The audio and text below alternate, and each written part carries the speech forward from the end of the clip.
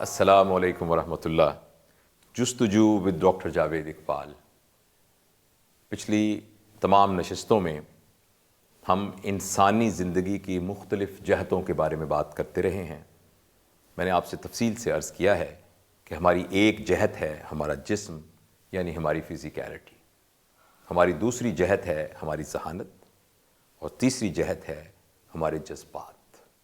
اگر اس کو انگریزی میں کہیں تو ہماری فزیکیلٹی، انٹلیکٹ اور ایموشنیلٹی۔ آج ہم انسان کی اس جہت کا ذکر کرنے جا رہے ہیں جس میں انسان اکیلا خود مختار ہے۔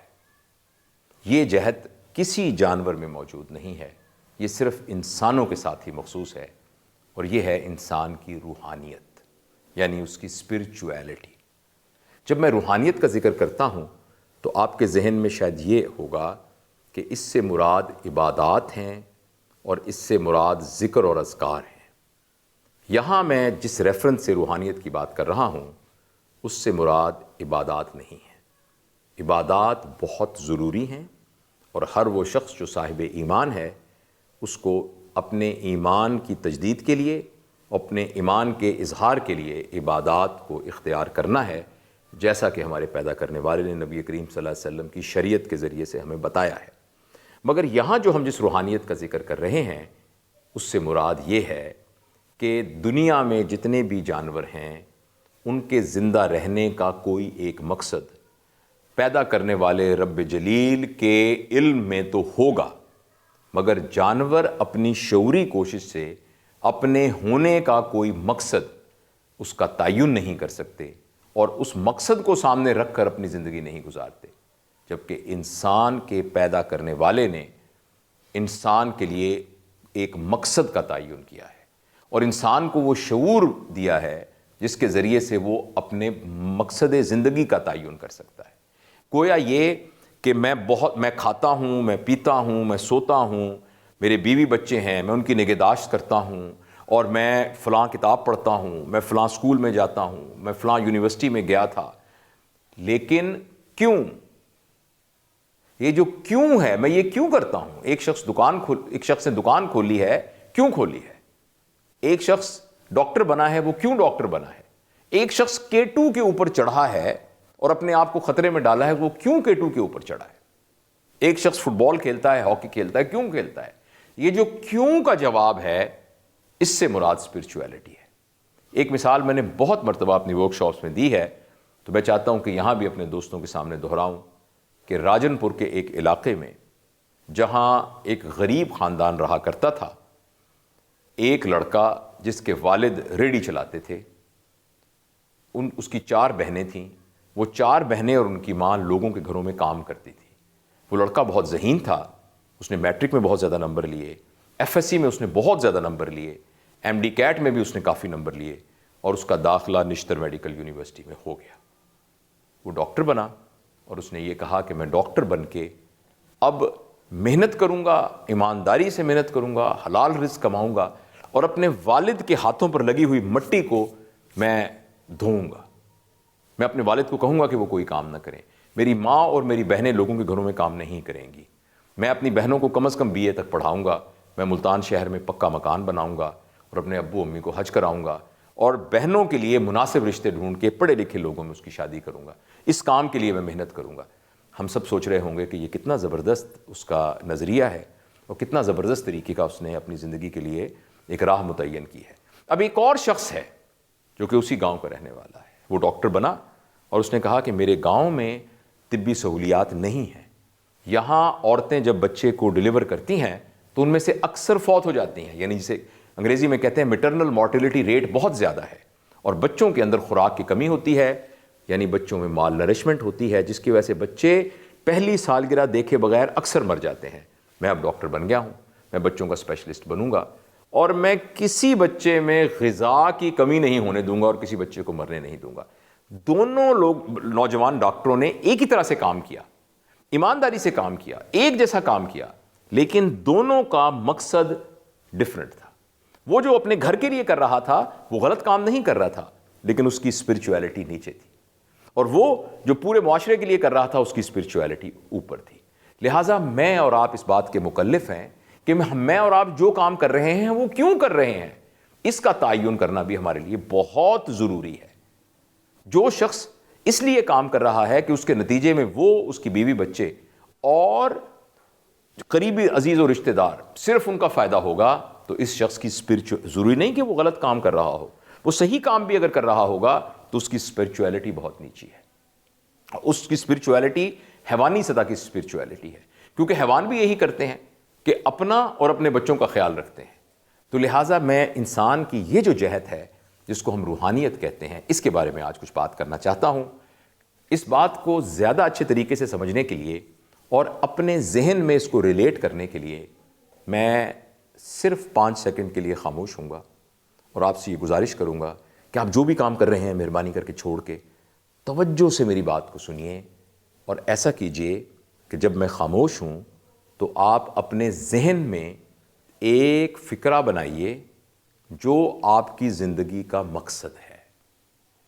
اس فکرے کو ذہن میں دہرائیے اور میں 5 سیکنڈ کے لیے خاموش ہوتا ہوں، اور آپ میں سے اگر ایک کمرے میں 4-5 لوگ بیٹھے ہیں تو ہر شخص اپنا اپنا، آپس میں بات نہ کیجئے، اپنا اپنا زندگی کا مقصد اپنے ذہن میں لے کے آئیے کہ آخر میں کیوں زندہ ہوں۔ کل رات بہت سے لوگ رات کو سوئے تھے، صبح نہیں اٹھے، میں اس میں سے نہیں ہوں۔ اللہ نے مجھے ایک دن اور دے دیا، وہ کیوں دیا ہے، میری زندگی کا کیا مقصد ہے؟ تو آپ اپنے ذہن میں اس کو سوچئے۔ میں 5 سیکنڈ کے لیے خاموش ہوتا ہوں۔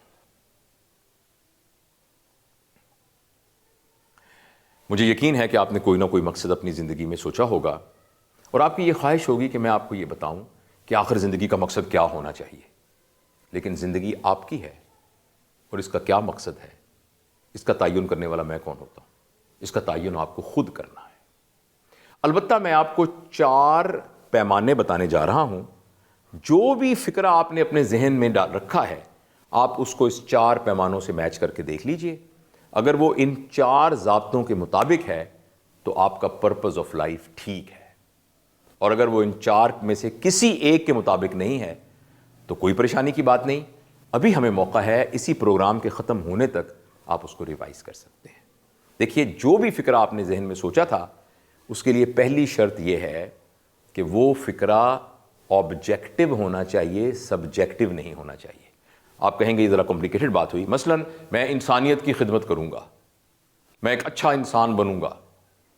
یہ جو فکرہ ہے یہ سبجیکٹو فکرہ ہے۔ اچھا انسان کیا ہوتا ہے وہ آپ کے نزدیک کچھ اور ہوگا، میرے نزدیک کچھ اور ہوگا، اور آپ اچھے انسان ہیں اس کا پتہ کرنے کا کیا طریقہ ہوگا۔ تو لہٰذا آپ نے جو اپنے ذہن میں فکرہ سوچا ہے وہ ایسا نہیں ہونا چاہیے کہ جس کا آپ کے نزدیک کچھ اور مطلب ہو، میرے نزدیک کچھ اور مطلب ہو۔ مثلا میں اپنا وزن کم کروں گا، یہ سبجیکٹو فکرہ ہے۔ البتہ میں 2 کلومیٹر روزانہ چلوں گا، یہ آبجیکٹو فکرہ ہے، کیونکہ آپ دیکھ سکتے ہیں کہ میں روزانہ چلتا ہوں کہ نہیں چلتا۔ میں یہ فزی ڈرنک بالکل نہیں پیوں گا، میں مٹھائی بالکل نہیں کھاؤں گا، میں آدھا گھنٹہ جم میں جاؤں گا، تو یہ آبجیکٹو فکرہ ہے۔ لہٰذا اگر آپ نے اپنے ذہن کے اندر کوئی سبجیکٹو فکرہ بنایا تھا، میں انسانیت کی خدمت کروں گا، میں بڑا اچھا آدمی بنوں گا، تو پلیز وہ پرپز کو ڈیفائن نہیں کرے گا۔ آپ کوئی ایسا فکرہ سوچئے جس کو دیکھنے والا دیکھ سکتا ہو کہ یہ کیا کیا ہے۔ تو ایک بات، تو لہٰذا میں پھر آپ کو 2-3 سیکنڈ کے لیے میں رکتا ہوں تاکہ آپ اس کو ریوائز کر لیں۔ اگر آپ کا فکرہ سبجیکٹو تھا تو اس کو آبجیکٹو فکرے میں تبدیل کر لیجیے۔ اور دوسری بات یہ ہے کہ جو بھی آپ کی زندگی کا مقصد ہے وہ آپ کی ضرورت نہیں ہونا چاہیے۔ فرض کریں آپ کہتے ہیں کہ میں 5 سال کے بعد کراچی کے سمندر کے کنارے ایک بڑا سا گھر بنانا چاہتا ہوں، تو یہ آپ کی ضرورت ہے۔ میں ضرورت سے انکار نہیں کرتا، اور ضرورت پوری کرنا گناہ بھی نہیں ہے، لیکن آپ اس کو اپنا مقصد نہیں کہہ سکتے۔ اگر آپ کہتے ہیں کہ میں ایک ڈگری حاصل کروں گا فلاں ملک سے، تو یہ آپ کی ضرورت ہے، مگر یہ آپ کا مقصد نہیں ہو سکتا۔ اس لیے مہربانی کر کے آپ نے اپنے ذہن میں جو بھی فکرہ بنایا تھا اس کو ایک دفعہ پھر دہرائیے اور دیکھیے کہ اگر وہ آپ کی ضرورت تھی تو اس کو تبدیل کیجیے۔ میں ضرورت کے پورا کرنے کو منع نہیں کر رہا، مگر آپ اس کو اپنا مقصد حیات نہیں کہہ سکتے۔ تیسری بات یہ ہے کہ جو کچھ بھی آپ نے ذہن میں سوچا ہے وہ ٹائم باؤنڈ نہیں ہونا چاہیے۔ یعنی آپ کہیں میں 10 سال کے بعد یہ حاصل کر لوں تو میرا مقصد ہے، تو فرض کریں 10 سال کے بعد آپ نے وہ مقصد حاصل کر لیا تو اگلے دن آپ کو مر جانا چاہیے، کیونکہ آپ کی زندگی کا مقصد تو پورا ہو گیا۔ البتہ زندگی کا مقصد آپ کو غیر فانی تب بنائے گا جب زندگی کا مقصد اس قسم کا ہو کہ وہ آپ کے مرنے کے بعد بھی جاری رہے گا. جیسے حضرت محمد صلی اللہ علیہ وآلہ وسلم کے زندگی کا مقصد یہ تھا کہ قیامت تک آنے والے آخری انسان تک کلمے کے پیغام کو پہنچانا ہے. وہ اس دنیا سے پردہ بھی فرما گئے مگر وہ مقصد جاری رہا. اور میں آپ کو مثالیں دے سکتا ہوں. عبدالستار عیدی اس دنیا میں نہیں رہے مگر ان کی زندگی کا مقصد جو ہے وہ جاری ہے. تو میں آپ سے بھی درخواست کرتا ہوں کہ آپ نے اپنے ذہن میں جو اپنا مقصد حیات بنایا تھا کیا وہ ٹائم باؤنڈ ہے کہ نہیں. اگر وہ ٹائم باؤنڈ ہے تو وہ غلط مقصد حیات ہے. مہربانی کر کے اس کو تبدیل کیجئے. اور آخری بات یہ ہے کہ آپ کا مقصد حیات جو آپ نے سوچا ہے وہ نوبل ہونا چاہیے. نوبل سے کیا مراد ہے؟ نوبل سے مراد یہ ہے کہ اپنے مقصد کو حاصل کرنے کے لیے آپ جو جدوجہد کرتے ہیں اس کے سلسلے میں آپ کو جو کچھ ملتا ہے اس کا فائدہ اٹھانے والے آپ کی اہلیہ، آپ کے بچوں کے علاوہ اور لوگ بھی ہونے چاہیے. کچھ ایسے لوگ بھی ہونے چاہیے کہ جن کو آپ نہ جانتے ہوں اور وہ آپ کو نہ جانتے ہوں. آپ کے کیے ہوئے کچھ کام کا فائدہ اٹھانے والے. مثلا جس کیمرے سے یہ تصویر کھینچ رہے ہیں جس نے یہ کیمرہ بنایا تھا اس کو میں نہیں جانتا اور اس کو بھی یہ نہیں پتا تھا کہ جاوید اقبال نامی ایک شخص کیمرے میں بیٹھ کے اپنی بات کا اظہار کر رہا ہوگا. تو لہٰذا جو بھی ہمارا مقصد حیات ہے اس کا فائدہ اٹھانے والے ہماری اپنے قریبی عزیز و اقارب کے علاوہ بھی کوئی اور ہونے چاہیے. اگر جو مقصد حیات آپ نے اپنے ذہن میں سوچا تھا، کیونکہ میں کوئی نہیں ہوں آپ کے مقصد حیات بتانے والا، یہ آپ کی زندگی ہے، اس کا مقصد حیات آپ خود تعین کریں گے. اور جو بھی مقصد حیات آپ تعین کریں یہ 4 شرائط ان میں ہونی چاہیے. میں جلدی سے آپ کو دوبارہ یاد دہانی کے لیے عرض کر رہا ہوں. وہ مقصد سبجیکٹو، معروضی ہونا چاہیے. جس کو اردو میں نے معروضی کا لفظ اس لیے استعمال نہیں کیا کہ یہ ذرا مشکل لفظ ہے. آبجیکٹو اور سبجیکٹو سمجھنا شاید آسان ہوتا ہے. یعنی وہ ایسا کام ہو جس کو کرتے ہوئے لوگ دیکھ سکتے ہوں. نمبر 2، وہ آپ کی ضرورت نہیں ہونا چاہیے. اگر وہ آپ کی ضرورت ہے تو وہ ضرورت ہے، ضرورت ہونا کوئی بری بات نہیں ہے، مگر وہ آپ کا مقصد حیات نہیں ہو سکتا. اور تیسرا یہ ہے کہ اس پر وقت کی کوئی قید نہیں ہونی چاہیے. وہ ایسا کام ہونا چاہیے کہ آپ دنیا سے چلے بھی جائیں، کیونکہ آپ کی لیگسی تو قائم ہی اسی بات پر ہوگی کہ اگر وہ کام آپ کے مرنے کے بعد بھی جاری رہے. لیگسی کا یہ مطلب ہوتا ہے کہ جب میں یہ کمرہ چھوڑ کے جاؤں گا تو یہ سب دوست مجھے کس نام سے یاد رکھیں گے. جب میں یہ شہر چھوڑ کے جاؤں گا تو لوگ مجھے کس نام سے یاد رکھیں گے. اور جب میں اس دنیا کو چھوڑ کے جاؤں گا تو مجھے یہ دنیا والے کس نام سے یاد رکھیں گے. اس کا نام لیگسی ہے. جیسے ایک شاعر نے کہا ہے، سن تو صحیح جہاں میں ہے تیرا فسانہ کیا، کہتی ہے تجھ کو خلق خدا غائبانہ کیا. تیرے پیچھے لوگ تیرے بارے میں کیا باتیں کرتے ہیں. پیچھے سے مراد یہ بھی ہے کہ جب تو ان کے سامنے نہیں ہوتا، پیچھے سے مراد یہ بھی ہے کہ جب تم پردہ کر جاؤ گے اس دنیا سے، انتقال ہو جائے گا تمہارا، پھر لوگ تمہارے بارے میں کیا باتیں کریں گے. اگر ہمارا مقصد حیات اس قسم کا ہے کہ کوئی ہمارے بارے میں بات کرنے والا ہی نہ ہو، اچھائی کی بات کرنے والا، تو ہم یہاں اس دنیا میں ہم نے کیا زندگی گزاری. اور آخری بات میں نے عرض کی ہے کہ جو ہمارا مقصد حیات ہے وہ نوبل ہونا چاہیے. ہم بدقسمتی سے چیریٹی کو، خیرات کو نوبلٹی سمجھتے ہیں. میں آپ کو بہت ہی کلیئرلی بتانا چاہتا ہوں کہ خیرات نوبلٹی نہیں ہوتی. آپ مہینے میں ایک دیگ چڑھا دیتے ہیں یا اپنے پرانے کپڑے جو ہیں وہ اپنے ملازم کے بچوں کو دے دیتے ہیں، اس کو ہم خیرات کہتے ہیں. نوبلٹی یہ نہیں ہے، یہ خیرات ہے. خیرات دینا اچھی بات ہے، مگر نوبلٹی کا مطلب یہ ہے کہ آپ کے ارد گرد کے لوگوں کو اٹھا کر آپ اپنے برابر لانے کی کوشش کرتے ہیں. آپ کے گھر میں ایک ملازم ہے، وہ آپ کے جوتے صاف کرتا ہے.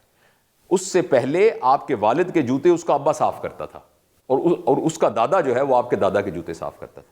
یعنی وہ 3 نسلوں سے آپ کے جوتے صاف کر رہا ہے. اسی دوران آپ کے ہاں بیٹا پیدا ہوا جو ڈاکٹر بن گیا ہے، ایک بیٹی پیدا ہوئی جو کوئی انجینئر بن گئی ہے، جو سائنٹسٹ بن گئی ہے، مگر وہ مسلسل جوتے ہی باش کے جا رہے ہیں. لیکن آپ اس کی بہت خیرات کرتے ہیں. آپ اس کو ہر عید پہ نئے کپڑے بنا کے دیتے ہیں، اس کے بچوں کو اسکول کی کتابیں دیتے ہیں، آپ کھانے کا اس کو ہر مہینے گندم دیتے ہیں.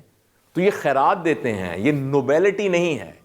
میں یہ نہیں کہتا کہ اس کے سارے بچے بھی آپ پرائیویٹ میڈیکل کالج میں داخل کرا کے ڈاکٹر بنا دیتے، لیکن کم از کم وہ جوتے صاف کرنے سے تو اوپر کے کسی لیول پر جاتا. اس کا نام نوبیلٹی ہے. ہم بدقسمتی سے خیرات کو نوبیلٹی سمجھتے ہیں. خیرات کرنا اچھی بات ہے، لیکن میں جس بات کا ذکر کر رہا ہوں وہ نوبیلٹی ہے. اور نوبیلٹی کا مطلب یہ ہے کہ میری ذات جیسے اور لوگ بننا شروع ہو جائیں، میں اپنے ارد گرد کے لوگوں کے لیول کو ایسے اٹھاؤں کہ وہ میرے برابر یا میرے قریب آ جائیں. تو دوستو، آج کی اس نشست میں نے انسان کی چوتھی جہت، جو کہ صرف انسان کے لیے مخصوص ہے، جس کو ہم اسپرچویلٹی کہتے ہیں، اس کے بارے میں بات کی. امید ہے کہ ہم سب کو فائدہ ہوا ہوگا. مجھے یہ بات کرنے کا بہت فائدہ ہوا. مجھے امید ہے کہ میرے دوستوں کو سننے کا بھی فائدہ ہوگا، اور اس کا اصل فائدہ اٹھانے کے لیے یہ ہے کہ ہمیں اس پر عمل کرنا پڑے گا۔ بہت شکریہ۔